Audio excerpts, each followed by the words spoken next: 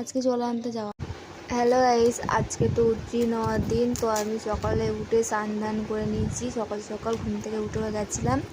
তো তারপরে আমি উদ্রি নিয়ে এসে ঠাকুর ঘরে চলে গেছিলাম ঠাকুরের পুজো দেওয়ার জন্য। আর আজকে তো বাবার দিন।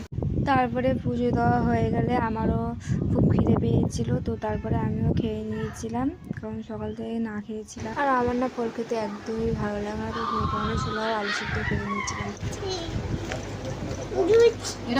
তো তারপরে বিকালের দিকে চলে গেছিলাম পাড়া করতে, কারণ একটা দুটো ঘর হলেও পাড়া করতে হবে, এটাই নিয়ম। আর দিদি মাছটা জাল দেবে, তো দিদি এখানে আলুটা টমেটোটা আলাদা সিদ্ধ বসিয়ে দিয়েছিল, কারণ ভাতের মধ্যে ঢোকালে আলুটা বের করা যায় না, অনেক গরম থাকে, আর সন্ধ্যা হওয়ার আগেই মাছটা খেয়ে নিতে হয়। আর আমি না অত গুছিয়ে কথা বলতে পারি না, যদি কিছু ভুল হয়ে থাকে তো তোমরা অবশ্যই কমেন্টে বলবে।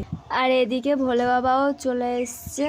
আর আমি জানি যে আমার ভিডিওটা অনেকটা বড় হয়ে গেছে। এমনিতেও আমার ভিডিও বড় হলেও কোনো সমস্যা নেই, কারণ আমার ভিডিও কেউ দেখে না, আমার ভালো লাগে, তো সেই কারণেই আমি বানাই। ততক্ষণের জন্য সবাই ভালো থেকো, সুস্থ থেকো, দেখা হচ্ছে অন্য কোনো ভিডিও।